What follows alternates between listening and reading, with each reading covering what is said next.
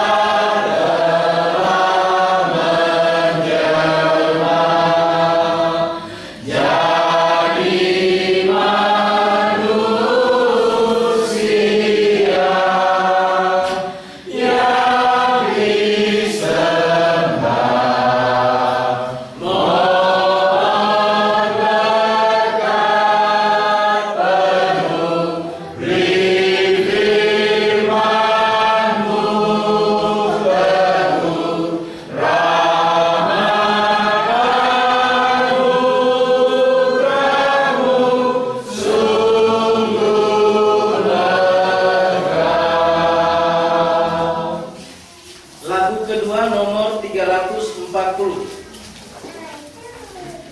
340.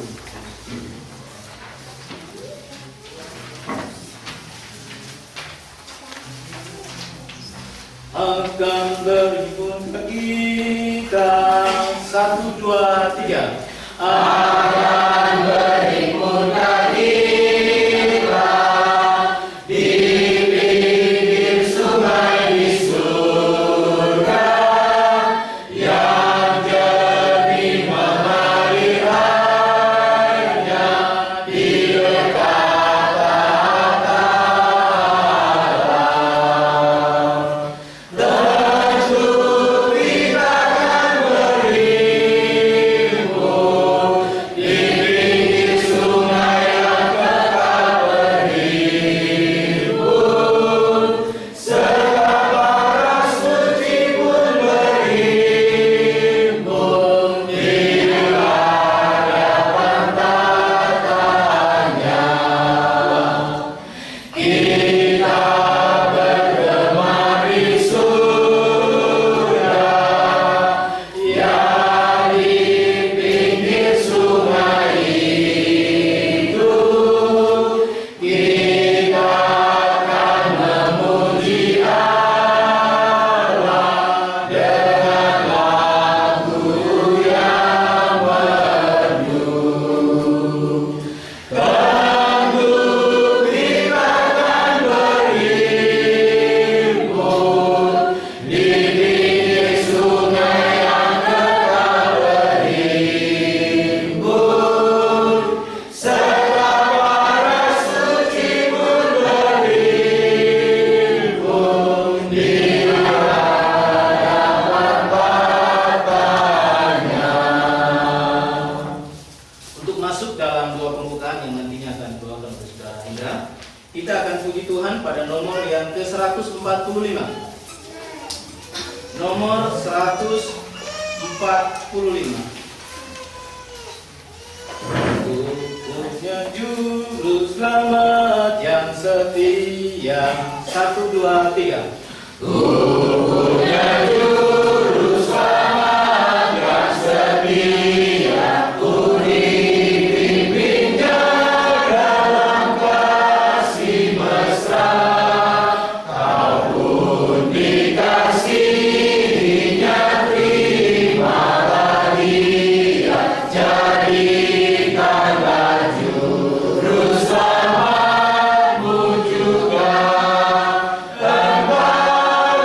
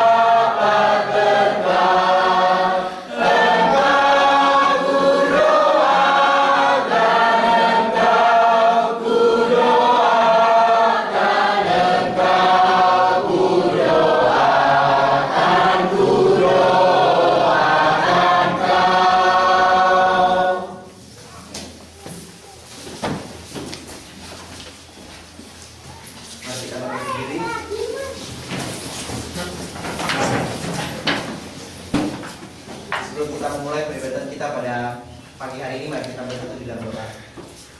Bapa kami dalam surga, Bapa yang kami sembah melalui Tuhan kami Yesus Kristus. Puji dan syukur kami panjatkan kepadamu Tuhan, untuk kasih setiamu ya Bapa dalam setiap kehidupan kami, penyertaan-Mu kepada kami Tuhan dari berbagai daerah, sehingga kami bisa datang ke tempat ini dengan selamat untuk bersekutu bersama-sama dengan umat-Mu di Limbangan ya Bapa.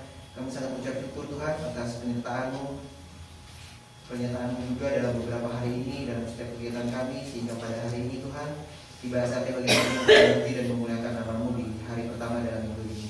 Bapa, kami berdoa supaya Kau bantu kami Tuhan untuk memisahkan hati dan pemikiran kami, sehingga kami bisa memuji dan memuliakan nama-Mu Tuhan dalam roh dan kebenaran, sehingga ibadah kami Tuhan bisa menjadi ibadah yang sejati di mata-Mu.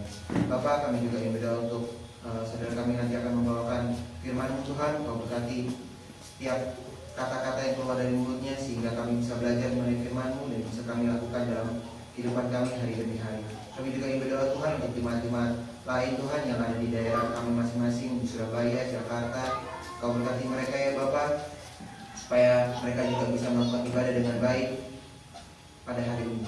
Inilah doa dan ucapan syukur kami Tuhan, hanya dalam nama Putra-Mu Yesus Kristus, Tuhan dan Juru Selamat kami berdoa. Amin. Amin.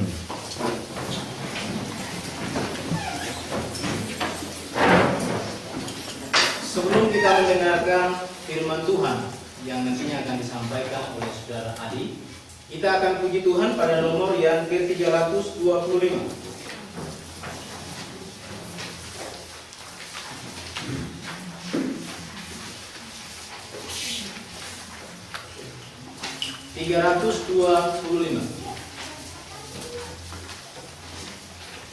Tuhan yang ku layani telah bangkit hidup terus. 1, 2, 3.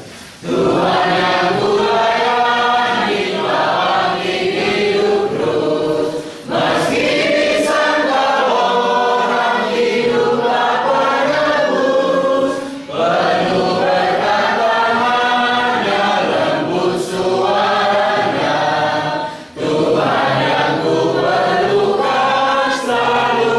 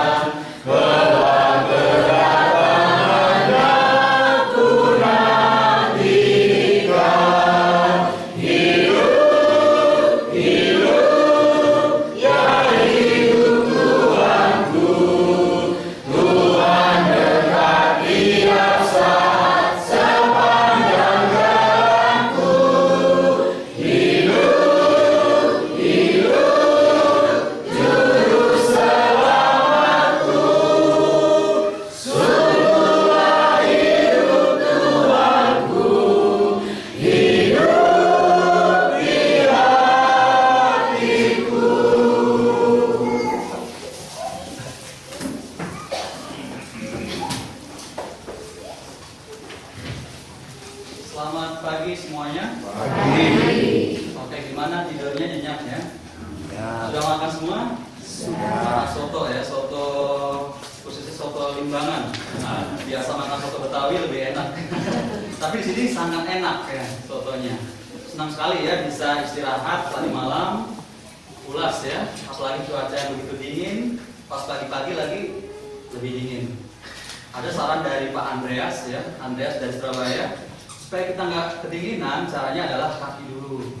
Dari kaki barulah badan. Jadi dari situ dingin itu akan berada di seluruh tubuh. Seperti itu ya Pak Andreas? Ya. Oke, benar sekali ya. Mungkin nanti kalau belajar bikin sabun apa segala macam sama Pak Andreas ya. Ya, oke. Pada kesempatan ini saya senang sekali ya diundang untuk jadi pembicara oleh jemaat yang ada di Limbangan, dan saya juga senang sekali ada di sini ketemu sama orang-orang yang ramah. Ramahnya luar biasa ya, natural ya, alami. Saya pun tersenyum ya, karena biasa berhadapan dengan orang-orang natural ya. Ya, jadi senang sekali bisa ada di sini, dipercayakan untuk jadi pembicara. Saya udah ngomong sama saudara Hendrik, tolong dong saya dipindahin waktu khotbah, waktu acara ibadah. Tapi Hendrik bilang, oh ini sudah ketentuannya. Ya udah saya pasrah. Tetapi yang terjadi adalah, ya udah, sudah saya pun, saya duluan. Sudah saya pun mendahului, ya saya tetap berada di untuk ibadah kebaktian pada saat ini. Saya senang sekali. Rame semua bisa kumpul, anak-anak, remaja ya, dan juga orang tua yang begitu semangat hadir di sini. Itu adalah satu semangat yang luar biasa yang harus dipertahankan sebagai seorang jemaat yang ada di Desa Limbangan. Di sini saya dipercayakan untuk membawakan sebuah judul yang sangat menarik ya.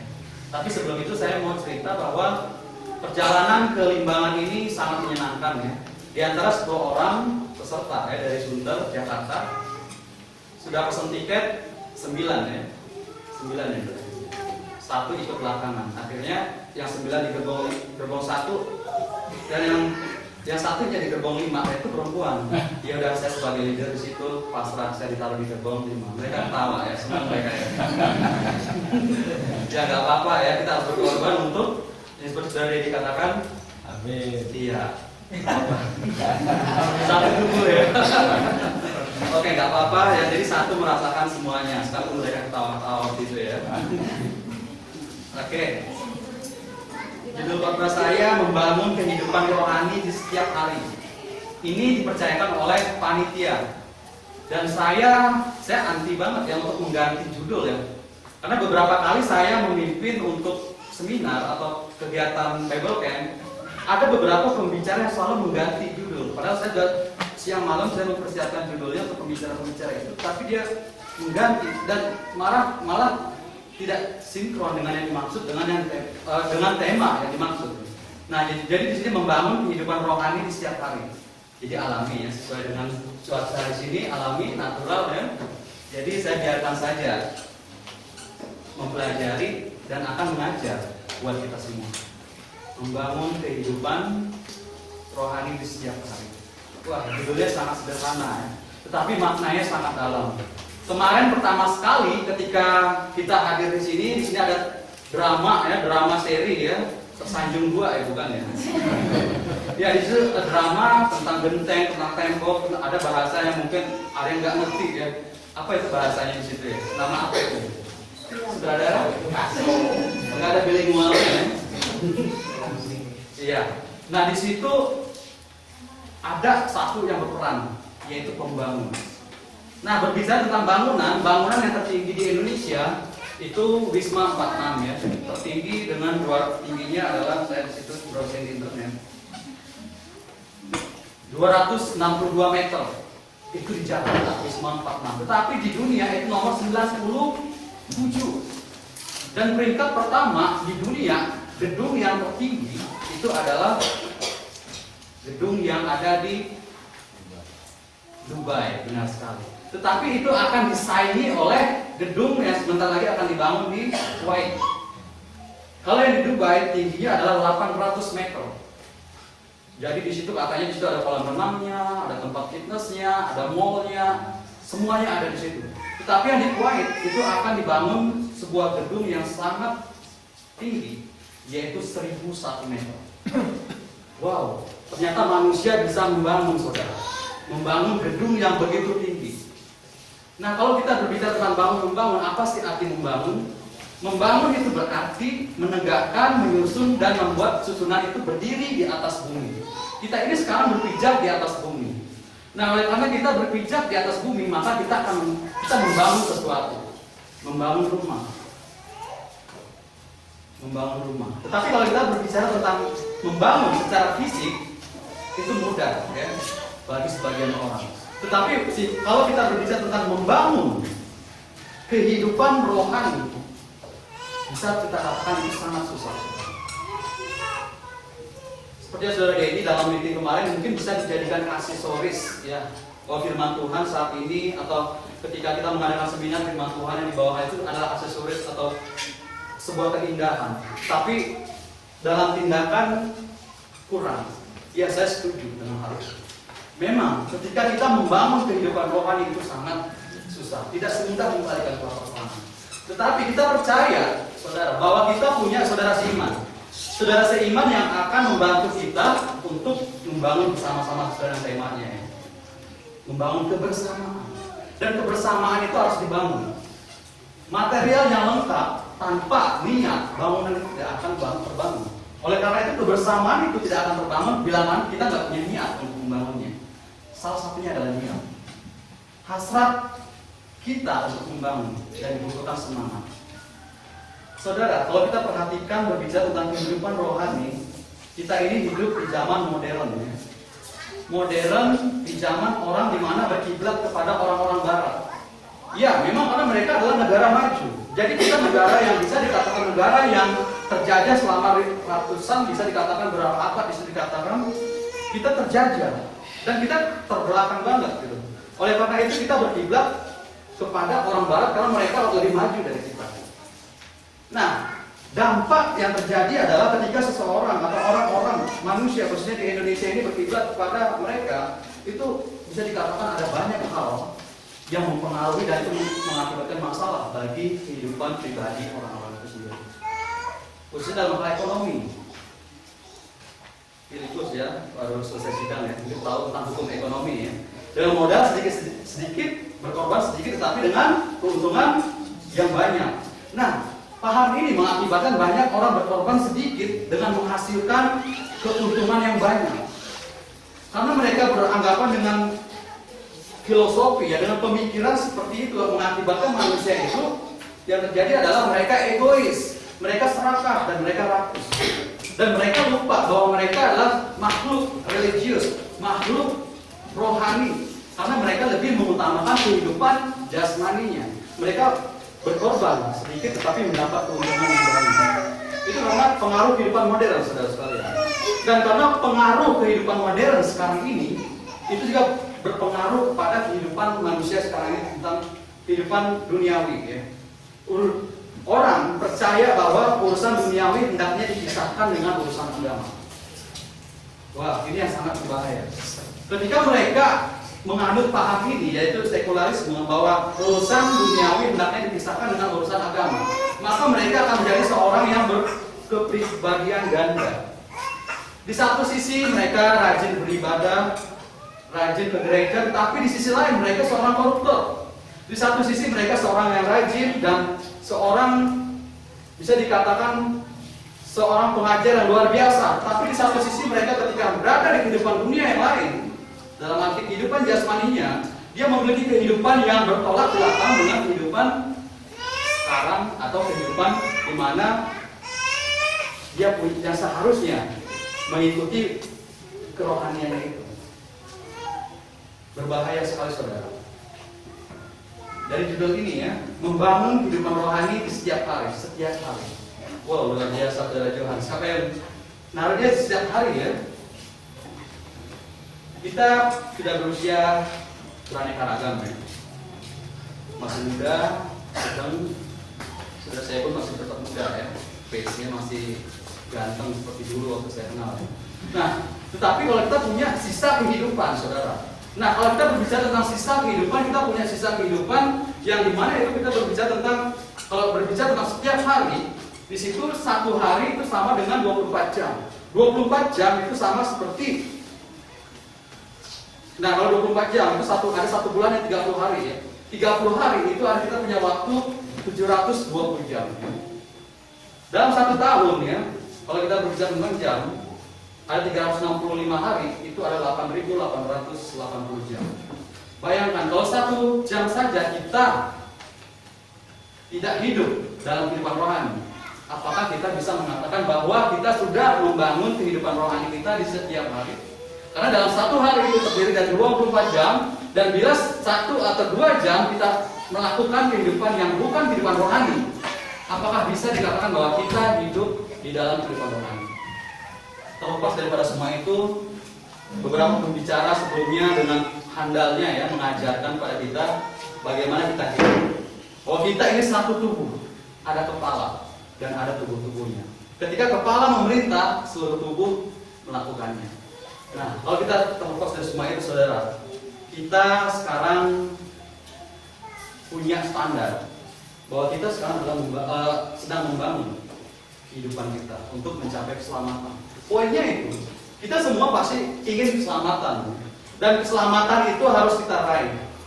Caranya bagaimana sudah terjawab semuanya ya di beberapa pembicaraan. Mungkin nanti closingnya nanti saudara Alif ya. Ya, tapi saya mau membidik dari hal lain ya. Penting membangun kehidupan rohani setiap hari. Kenapa? Yang pertama, kita punya hidup ini hanya sekali, saudara. Dalam Ibrani pasal 9 ayat 27 dikatakan manusia ditetapkan hanya untuk mati satu kali saja dan sesudah itu dihakimi. Jadi kita punya kehidupan ini satu kali. Nggak ada yang namanya aduh diulang dulu deh. Mungkin ada yang berbicara tentang mesin waktu, mau di-replay lagi kehidupan sebelumnya, dia mau hidup sebagaimana hidup sebaik-baiknya. Itu mungkin delusi ya, itu hanya mimpi. Tetapi kalau kita perhatikan bahwa kita ini hanya hidup satu kali. Dan apa hubungannya saudara membangun kehidupan rohani setiap hari dengan hidup ini hanya sekali? Ya, sangat berhubungan. Ketika seseorang itu mengetahui bahwa hidup ini hanya satu kali, maka mereka akan menjadikan kehidupan ini sangat berarti. Ada kontribusi. Kemarin meminjam lagi ya. Sudah Dedi berbicara tentang kontribusi. Apa itu kontribusi? Kontribusi itu adalah keterlibatan, saudara. Di situ keikutsertaan melibatkan diri dalam kegiatan suatu kegiatan. Dan itu kontribusi. Dan kontribusi itu adalah sumbangsih kita. Kita berperan serta dalam kegiatan itu. Dan karena kehidupan kita ini hanya satu kali, maka kita punya kontribusi supaya kehidupan kita itu berarti. Kalau kita perhatikan Dorcas ya dalam kitab Kisah Rasul pasal yang ke-9 ayat 36. Di situ bercerita tentang Dorcas. Orang-orang Yunani menyapa dia Dorcas, orang-orang Ibrani menyapa dia Tabita. Dari arti Tabita itu berarti rusa betina. Di daerah timur, rusa betina itu menggambarkan seorang yang cantik dan yang seorang sempurna. Apakah Alkitab berbicara bahwa Dorcas atau Tabita ini seorang yang cantik atau seorang yang sempurna secara fisik? Alkitab tidak mengatakan, saudara.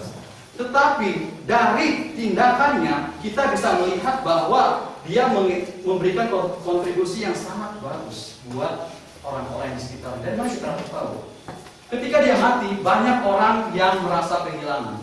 Dari mana mereka tahu? Ya, selama kehidupannya dengan benang dan jarum, dia bisa menghidupi orang-orang janda-janda yang ada di sekitarnya. Begitu mulia dilakukan oleh Dorcas. Tetapi ajaib ketika Petrus ada di situ, akhirnya mereka yang meratapi kepergian Dorcas, dia meminta tolong dong dibangkitkan kembali. Karena dengan perasaan yang bagaimanapun, mereka merasa kehilangan seseorang yang punya kontribusi dalam kehidupan itu. Jadi mereka berharap supaya Petrus membangkitkan si Dorcas ini. Dan itu ajaib, bisa dibangun.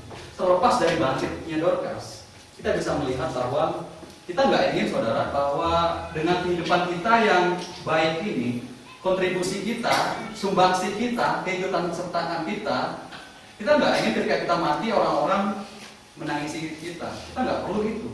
Tetapi kita ingin supaya Tuhan tahu, orang-orang tahu bahwa dengan keikutsertaan kita, dengan kontribusi kita itu memiliki kehidupan yang cantik di mata wanita-wanita ya, pastinya sangat mengagumi cerita tentang Dorcas. Dia punya kehidupan yang begitu cantik di mata karena dengan kontribusinya. Selain daripada itu, saudara, kalau kita melihat di ayat terakhir dalam kitab Kisah Rasul 9 itu, di situ ada siapa? Simon penyamak kulit ya. Dia hanya dikatakan dalam satu ayat saja. Dia tinggal di tepi pantai. tinggal di pondokan. Dia seorang penyamak kulit, saudara. Alkitab hanya menulis satu ayat tentang dia, tetapi dia punya kontribusi yang luar biasa, yang sangat membangkitkan semangat bagi seorang rasul. Siapa rasul yang diberikan tumpangan oleh Simon penyamak kulit? Petrus. Petrus diberikan tumpangan oleh Simon penyamak kulit. Nah, di sini Simon penyamak kulit ya, ternyata dia memberikan kontribusi buat seorang pelayan Tuhan untuk tinggal di rumah dia, lepas dari rumahnya jelek atau buruk, bagus atau enggak, dia tinggal di pinggiran, saudara. Tetapi dia itu bukanlah alasan bagi Simon penyamak kulit untuk menolak Petrus yang adalah rasul, seorang utusan Allah, untuk tinggal di tempat dia, untuk beristirahat di tempat Simon penyamak kulit ini.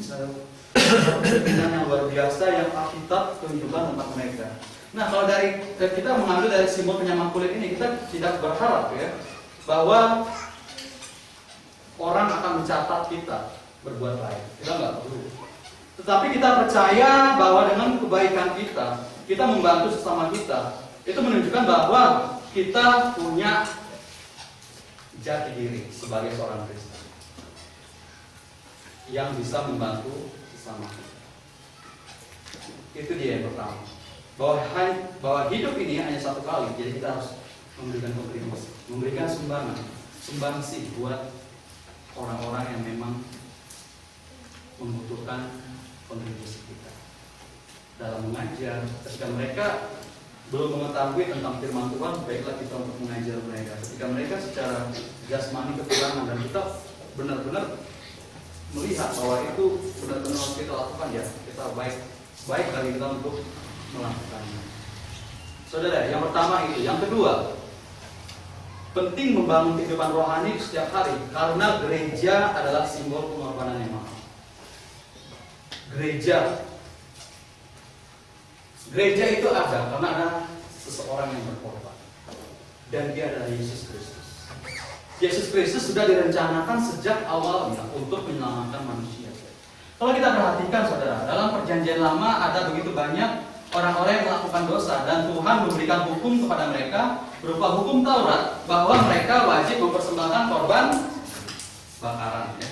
Mereka wajib mempersembahkan lembu, sapi, kambing domba, burung terkukur, dan seekor tepung dan lain sebagainya untuk pengampunan dosa mereka.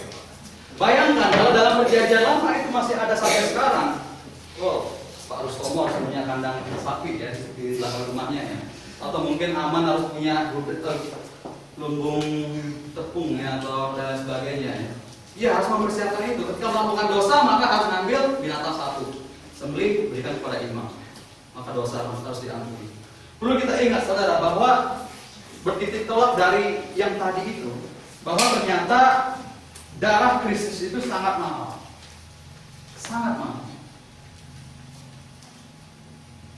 Karena benar-benar dia berkorban buat kita, sehingga kita itu bebas dari dosa kita. Kita bebas dari melakukan yang sama dilakukan oleh orang-orang dalam perjanjian lama. Kita bebas. Bebas bukan berarti bahwa kita sewenang-wenang ya, acuh tak acuh, cuek dan sebagainya. Tetapi bebas, kita terlepas dari dosa itu dan kita punya kehidupan yang sama, dan kita harus seturut dengan Kristus Yesus.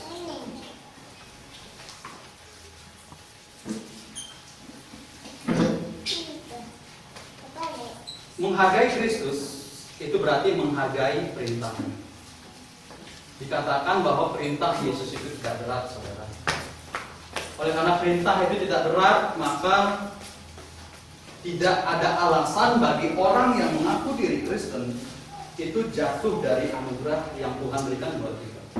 Ketika mereka lepas ya dari keselamatan itu, mereka menjauhkan diri dari keselamatan itu, berarti mereka adalah orang-orang yang tidak menghargai pengorbanan yang mahal dari Kristus Yesus.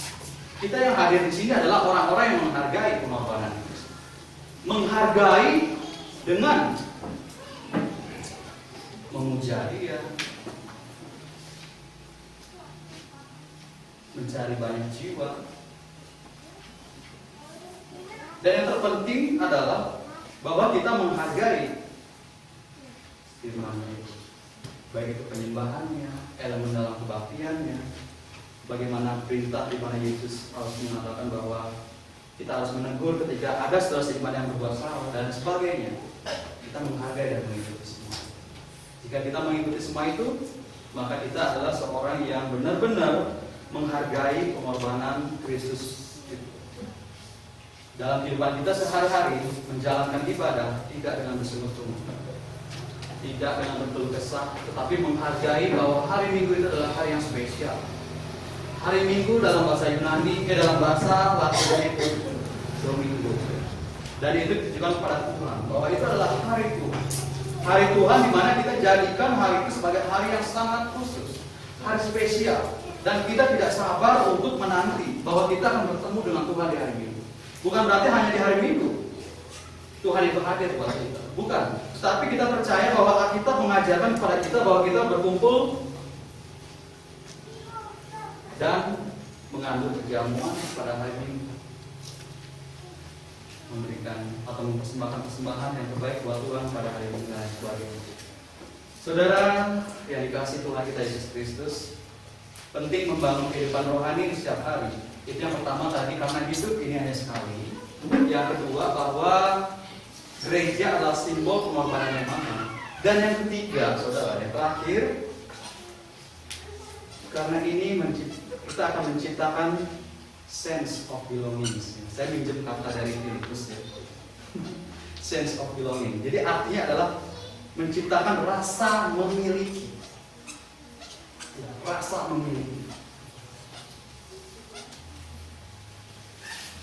Ya, rasa memiliki timbul oleh karena kita terlibat di dalamnya. Ketika kita terlibat di dalamnya, maka kita akan memiliki rasa perasaan untuk memiliki. Mungkin ada di sini beberapa ya supporter sepak bola ya. Tapi saya pun bonek ya, saudara saya pun. Arek-arek Surabaya ya. Kalau dari Jakarta ini semua Jackmania ternyata ya. PSM Medan situ. PSM Makassar. Ya, mungkin kalau dikatakan seperti itu. Kenapa supporter itu memiliki rasa untuk taruh ini, menghancurkan gitu, destruktif. Ketika di Gelora Bung Karno itu sampai terjadi membunuh, ya karena mereka diejek, grup mereka diejek dari mereka, kemudian mereka saling serang. Kenapa? Karena mereka saling memiliki, ya, memiliki dengan niat yang salah ternyata. Ya.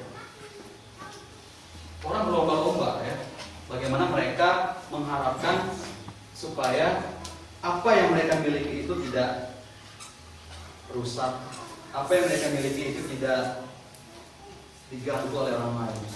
Itu adalah rasa untuk memiliki. Dan kita sebagai orang Kristen memiliki rasa untuk memiliki. Biasanya ya, kalau mungkin yang sering naik kapal feri ya, atau mungkin naik pesawat, ada pramugari yang hadir di depan, kemudian dia akan menunjukkan ini pelampung ketika itu pasang sabuk dan tiup fluid dan sebagainya. Ya kalau saya perhatikan, misalnya di kapal feri ya, saya perhatikan tuh penumpang kiri kanan mereka begitu cuek. Ya. Mereka nggak menganggap bahwa pelampung itu penting, tetapi mereka akan menganggap itu penting ya. Ketika apa? Tenggelam. Sirine bahwa kapal sebentar lagi akan tenggelam, jadi harap berlomba-lomba untuk mencari pelampung. Makanya terjadi adalah pelampung yang seharusnya berada di sampah tetap dipakai, karena mereka barulah merasa itu miliknya, menyelamatkan dirinya. Ya, itu yang terjadi sekarang, saudara. Mereka menganggap bahwa gereja ini bukan miliknya. Terserah, kursi mau rusak, itu bukan urusan gue. Buku nyanyian mau robek, itu urusan penginjil. Persiapan untuk anggur, itu urusan untuk wanita. Untuk nyuci setelah dipakai, itu urusan perempuan. Jadi mereka menganggap itu urusan mereka yang sudah punya urusan. Jadi mereka datang, duduk, diam, dengar, pulang. Itu yang terjadi. Dan ini adalah salah, saudara, sangat salah. Orang-orang seperti ini perlu mengetahui bahwa sangat penting sekali menghargai saudara seimannya, menghargai orang-orang yang bekerja dalam gereja, dan mereka wajib untuk memiliki rasa untuk memberi. Saya percaya semua yang ada di sini pasti memiliki rasa untuk memberi. Dalam Galatia pasal 6 ayat 2, di situ kalau kita perhatikan, bertolong-tolonglah menanggung beban. Jadi kita punya beban di sini. Seperti yang kemarin ya, kita saling menanyakan apa sih bebannya yang perlu saya doakan. Ya, apakah kita sudah tanyakan itu? Tetap kita tanyakan. Bebanmu yang perlu kami doakan apa? Ketika kita saling mendoakan, maka yang terjadi adalah kekuatan itu akan ada dalam kehidupan kita. Saudara sekalian, perasaan memiliki itu wajib dimiliki oleh orang Kristen.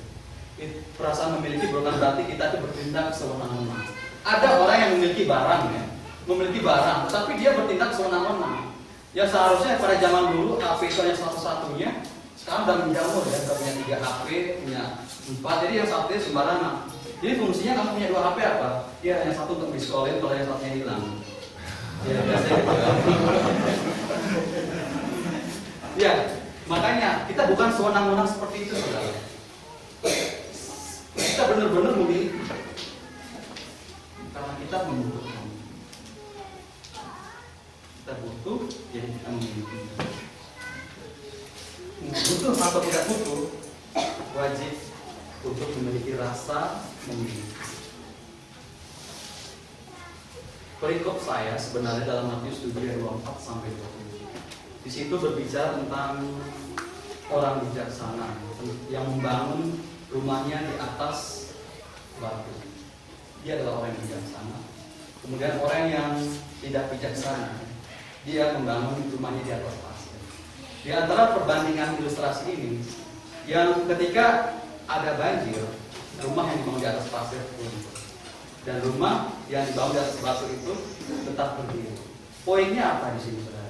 Yesus mengatakan di situ bahwa poinnya orang yang membangun rumahnya di atas batu adalah orang yang melakukan dan orang yang mendengar dan melakukan perkataan Kristus. Saya percaya bahwa kita semua membangun kehidupan rohani kita ini dengan mendengar dan melakukan kehidupan Kristus. Karena dengan mendengar dan melakukan kehidupan Kristus, maka kita adalah orang bijaksana yang membangun rumah kita di atas. Terakhir saya ingin bercerita tentang seorang yang sudah tua. Orang yang sudah tua, dia bekerja sebagai seorang karyawan sebuah perusahaan konstruksi rumah. Dia adalah seorang tukang bangunan. Suatu hari dia ingin pensiun muda. Dia menghadap atasannya dan dia berkata kepada atasan, "Pak, saya mau minta pensiun deh. Saya sudah tua." Padahal dia masih bisa dikatakan masih muda. Nah, akhirnya manajernya melihat bahwa ternyata orang ini memiliki kemampuan yang masih luar biasa, masih dibutuhkan dalam perusahaan itu. Tetapi karena dia ngotot, akhirnya diizinkan. Tetapi dengan satu syarat, dia harus membangun satu rumah yang rumah terakhir yang harus dibangun. Akhirnya terjadi dengan keputusan itu ternyata yang dilakukan oleh bapak tua ini menerima itu, tetapi dengan setengah-setengah hati. Semua kayu, semua batu, semua rumah, semua genteng itu diambil dari perusahaan itu. Jadi dia mengambil sekedarnya. Kemudian dia mengambil genteng bekas, dia mengambil kayu-kayu bekas yang umurnya pendek ya, yang tidak bertahan lama. Tapi akhirnya rumah itu jadi juga. Suatu hari ketika ada acara perkumpulan, dan perkumpulan itu adalah acara untuk perpisahan. Perpisahan bagi semua orang-orang yang mengundurkan diri, dan khususnya Pak Tua ini. Akhirnya manajer yang memberikan kunci kepada Pak Tua ini, dan baru dia tersadar bahwa kunci itu adalah rumah yang dibangunnya sendiri. Saudara, endingnya, akhirnya adalah bahwa dengan pesatnya kegiatan dia waktu dulu, dengan bagusnya kegiatan dia waktu dulu, diakhiri dengan akhir yang begitu jelek. Dia begitu malu ketika dia menerima, wah, ternyata itu saya. Kenapa saya tidak menggunakan bahan-bahan bangunan yang begitu bagus yang sudah disiapkan buat saya? Saudara, kenapa ada perasaan seperti ini bagi Pak Tua ini? Karena dia tidak memiliki rasa untuk memilih. Dia berpikir bahwa itu untuk orang lain. Dia tidak menghargai perusahaan di mana dia bekerja. Saya percaya bahwa kita semua adalah orang-orang yang menghargai kehidupan ini hanya sekali. Menghargai bahwa Kristus adalah korban yang mahal buat kita semua. Dan kita menghargai bahwa kita ini adalah orang-orang yang memiliki rasa untuk memiliki. Ketika kita mempunyai rasa untuk memiliki, maka kita akan membangun bangunan yang begitu bagus. Kita akan menggunakan genteng-genteng yang bagus. Kita akan memantulkan paku yang tidak karatan, tapi paku yang benar-benar kokoh, yang kuat, yang kita bangun di surga nanti. Kita percaya, ya saudara, bahwa rumah yang kita bangun sekarang ini nanti akan kita kembali. Kita akan melihat bersama-sama rumah model apa saja yang kita buat, itu akan terlihat dari selama kehidupan kita ada di dunia ini. Terima kasih atas perhatiannya untuk kita semuanya. Tuhan memberkati kita semuanya.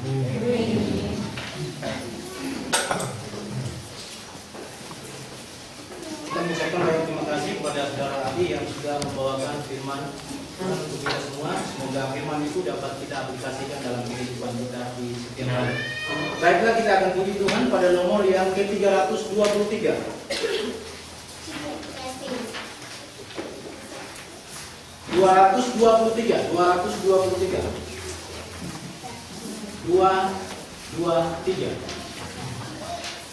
Berdiri atas janji Rajaku.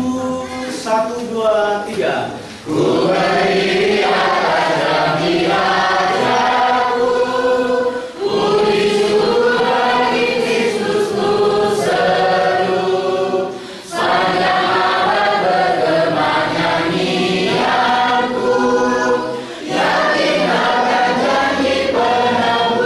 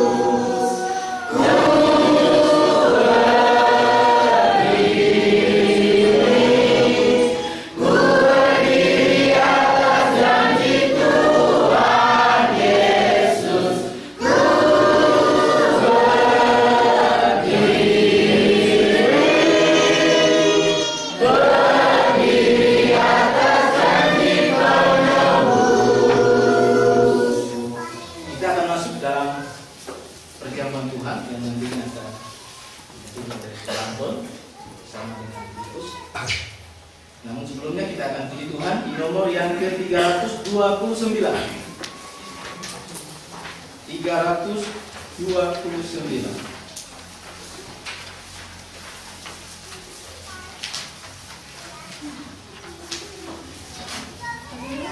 Di kayu salib di Kalvari, 1, 2, 3.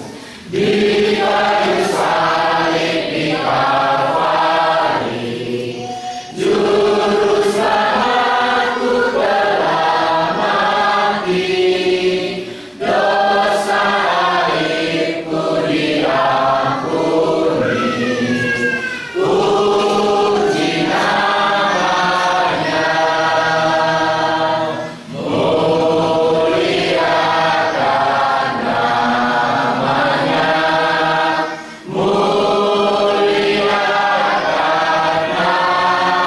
namanya, dosa aibku diampuni. Puji namanya. Hari hidup ini dikurniakan bagi yang rindu mendapatkan Yesus memberikan keselamatan. Puji namanya,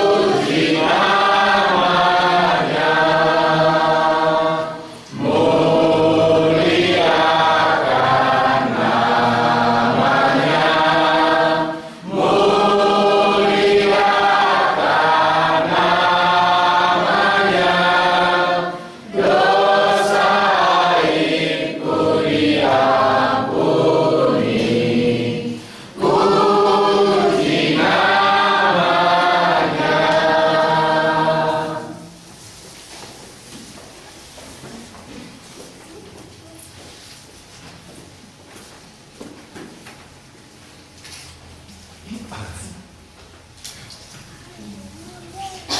Baik, kita akan memperingati kemuliaan Tuhan dengan mengambil momen dan air buah anggur. Dan dalam hal perjamuan Tuhan, saya akan membacakan firman Tuhan, yaitu surat kiriman Rasul Paulus kepada jemaat di Korintus, dalam kitab 1 Korintus pasal 11 ayat 23 sampai dengan ayat yang ke-26. Firman Tuhan berbunyi seperti ini. Sebab apa yang telah kuteruskan kepadamu telah kuterima dari Tuhan, yaitu bahwa Tuhan Yesus pada malam waktu ia diserahkan mengambil roti, dan sesudah itu ia mengucap syukur atasnya. Ia memecah-mecahkannya dan berkata, "Inilah tubuhku yang diserahkan bagi kamu. Perbuatlah ini menjadi peringatan akan aku." Demikian juga ia mengambil cawan sesudah makan, lalu berkata, "Cawan ini adalah perjanjian baru yang dimeteraikan oleh darahku. Perbuatlah ini setiap kali kamu meminumnya menjadi peringatan akan aku." Ayat 26.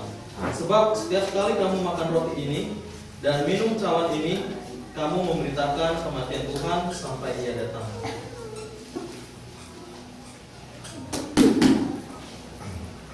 Mari kita berdoa untuk roti yang tiada beragi. Ya Tuhan, Allah Bapa kami dalam kerajaan surga, kami bersyukur dan berterima kasih atas karya penebusan melalui Putra-Mu Tuhan Yesus Kristus yang telah rela mati di kayu salib demi menanggung dosa-dosa kami.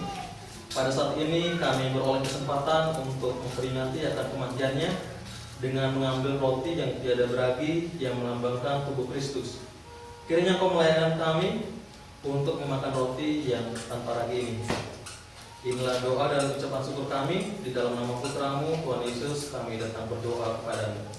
Amin.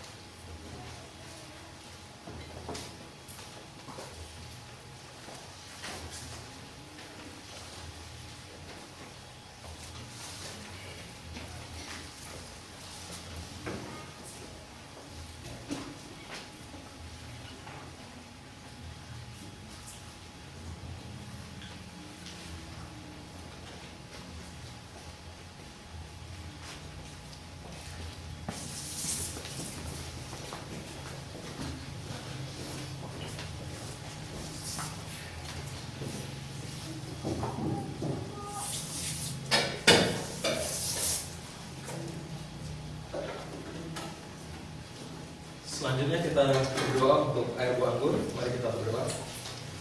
Ya Bapa dalam surga, kembali kami tundukkan kepala ke hadirat-Mu untuk menerima air buah anggur yang melambangkan darah Kristus yang tercurah di kayu salib. Pada saat ini kami akan mengambil bagian dalam perjamuan Tuhan, dan kiranya dengan meminum air buah anggur ini kami memperingati dan juga memberitakan kematian Tuhan Yesus sampai Dia datang untuk kali yang kedua. Inilah doa kami di dalam nama Putra-Mu Tuhan Yesus Kristus. Kami datang berdoa dan mengucapkan syukur kepada-Mu. Amin.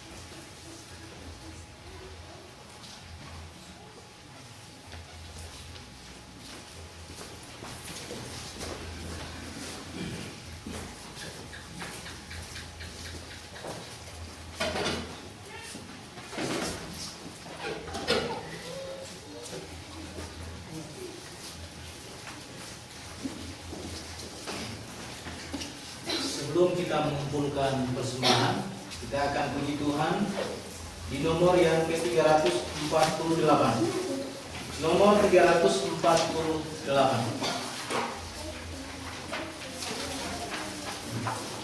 Bila laut hidupmu jadi garang, 1, 2, 3. Bila laut hidup jadi garang, hari-hari lalu dan iman goncang, itulah berkatmu satu persatu.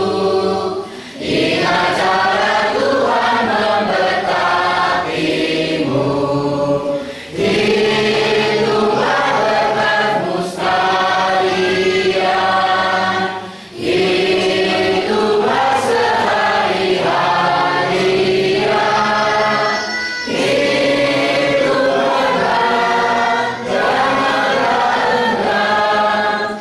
Itulah berkatmu yang diberi Tuhan. Dalam susah dan segala cobaan, ingat Tuhan Allah yang menguatkan. Hitunglah berkatmu malam pun serta, sepanjang umur hidupmu di dunia. Hitunglah berkatmu sekalian. Hitunglah sehari-harian.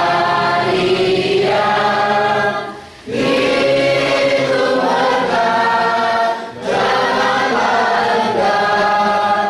Itulah berkatmu yang diberi Tuhan.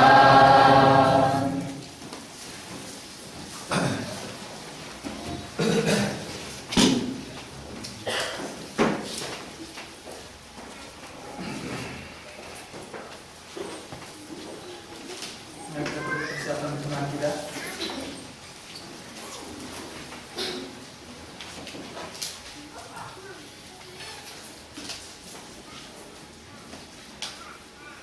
Mari kita berdoa.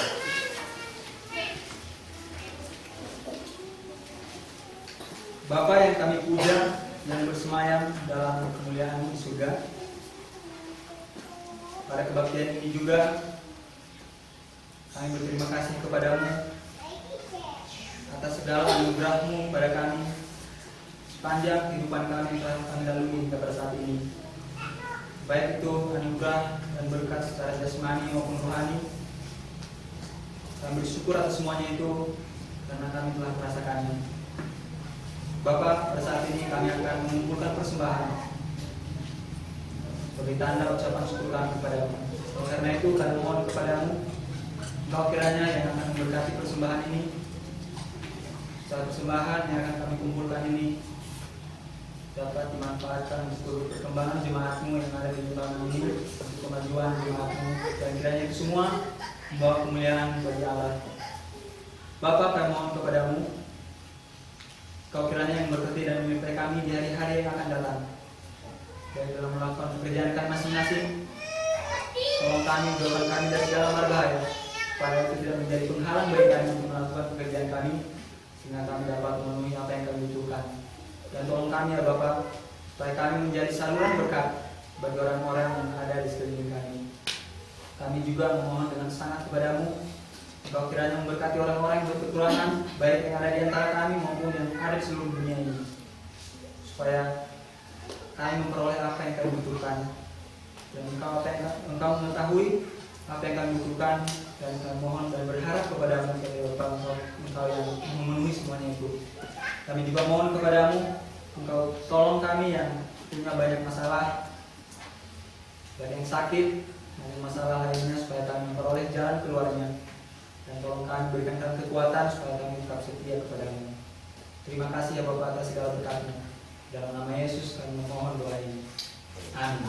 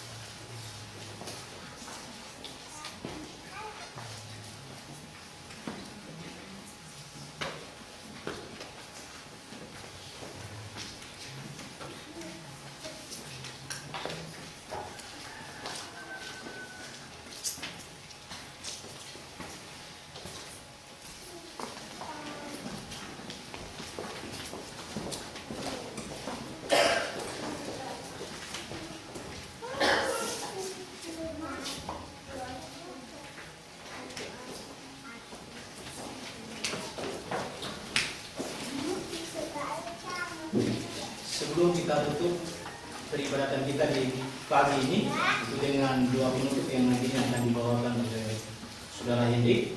Perlu saya sampaikan di sini bahwa nanti setelah doa penutup nanti kita akan ada pujian. Itu Bapak, terima kasih. Kita akan puji Tuhan di nomor 277. Di bait yang ketiga nanti kita bangkit berdiri. Nomor 277. Aman di tangan Yesus. 1, 2, 3. Aman di tangan Yesus. Aman di tangannya. Rasa jiwaku damai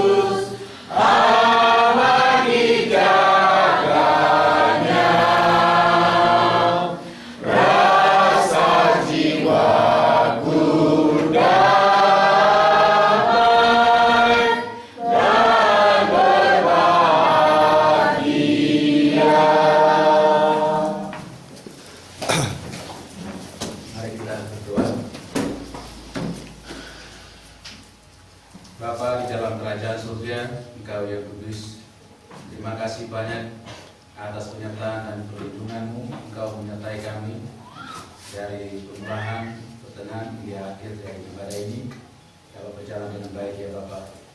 Kami sudah mendengar firman-Mu.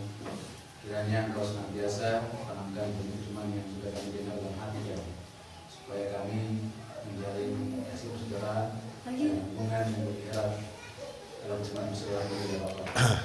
Bapak di surga, bimbing kami agar kami dalam kehidupan setiap hari saling membangun, saling mendorong supaya kami bertumbuh dalam ini. Kami berdoa buat saudara Adi yang telah menyampaikan firman ya Bapak. Kau berkati dia, Kau lindungi dia, dan juga berkati istrinya dalam kehidupan setiap hari supaya dia sebagai penginjil juga dapat memberitakan Injil pada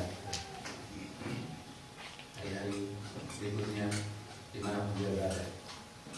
Bapa dalam kerajaan surga, kami juga mohon kepadamu, tolonglah kiranya Engkau senantiasa menyertai kami semua, melindungi kami, jauhkan kami dari mara bahaya, tuntun kami, agar kami dapat melewati setiap cobaan dalam hidup kami. Dengan demikian, kami dapat terhibur dan dikuatkan oleh firman ya Bapak. Bapa di surga, kami juga berdoa bagi saudara-saudara yang sakit. Tolonglah ya Bapak, Engkau campur tangan dalam kehidupan mereka, berkati obat-obat yang mereka makan, supaya saudara yang sakit bisa sembuh, dan juga mereka dapat menikmati persekutuan bersama-sama dengan kami di tempat ini ataupun di mana mereka berada ya Bapak. Bapa dalam kerajaan surga, kami juga memohon kepadamu, tolonglah kiranya Engkau senantiasa menyertai kami semua, teman-teman yang hadir pada saat ini, di mana pada siang nanti kami akan pulang. Bagi saudara yang mengadakan perjalanan baik ke Jakarta, ke Surabaya, ke Bandung, Kau lindungi mereka dalam perjalanan agar nantinya mereka tiba di tempat tujuan dengan selamat ya Bapak. Bapak dalam kerajaan surga, kami juga berdoa buat pemerintah kami, mulai dari Presiden sampai RT RW dalam lingkungan tempat kami kita masing-masing. Kau berikan hikmat dan kebijaksanaan supaya mereka dapat mengatur negara ini dengan baik, membuat aturan-aturan yang baik, sehingga kami sebagai umat-Mu yang berbakti tidak mendapat gangguan atau halangan, melainkan kami dapat beribadah dengan tenang kepada-Mu ya Bapak. Bapak, terima kasih banyak. Lindungi kami, berkati kehidupan kami setiap hari yang akan kami lewati ya Bapak. Doa ini kami minta kepada-Mu hanya di dalam nama Tuhan Yesus Kristus, Juru Selamat kami. Amin.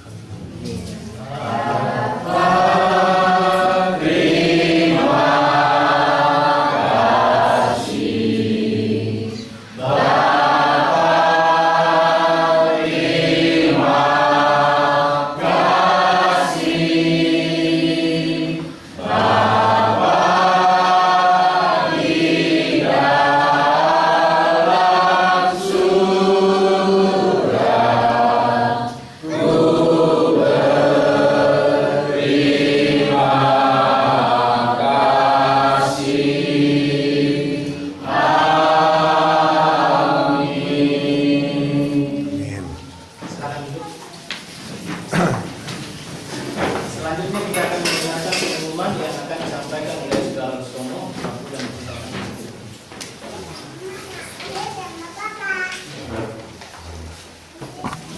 Terima kasih atas waktunya.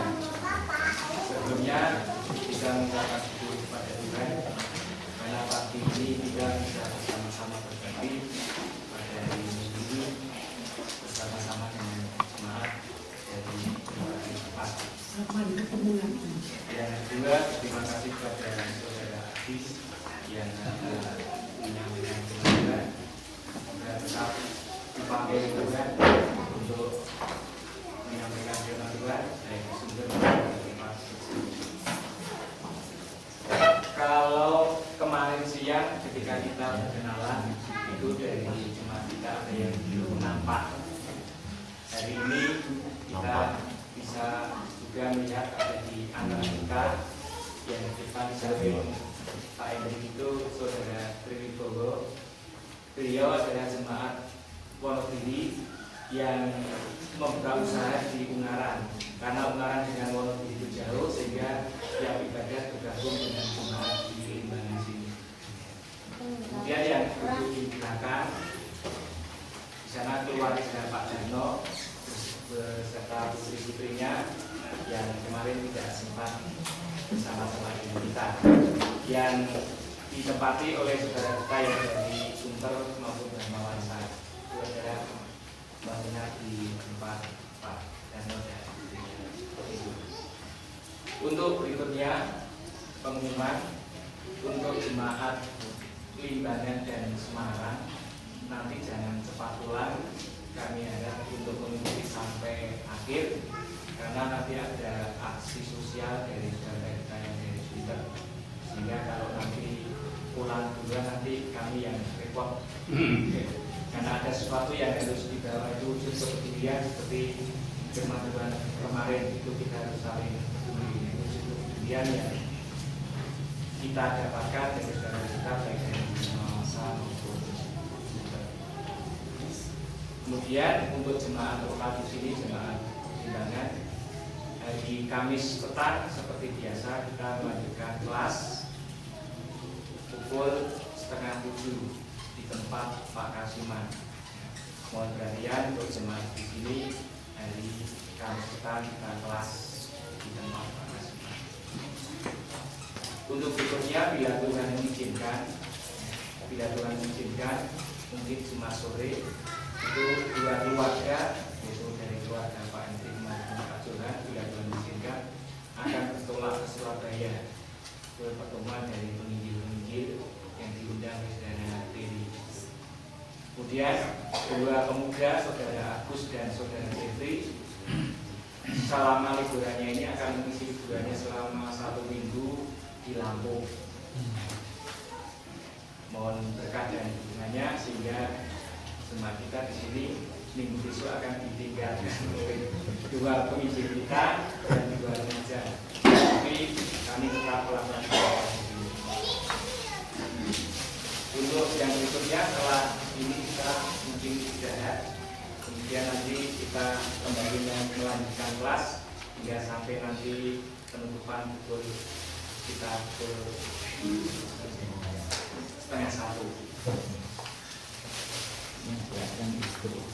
Demikian, terima kasih, selamat seminar.